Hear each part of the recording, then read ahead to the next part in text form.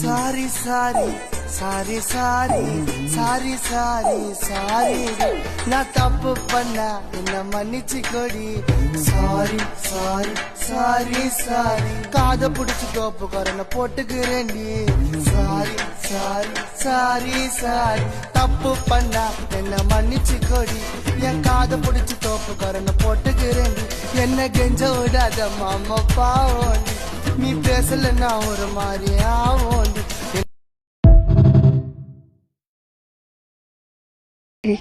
நீ கிஸ் பண்ண மாட்டேன்னு சொன்னேன்ல. நான் எந்த பொண்ணு கூட இவ்வளோ க்ளோஸாக இருந்ததே இல்லை.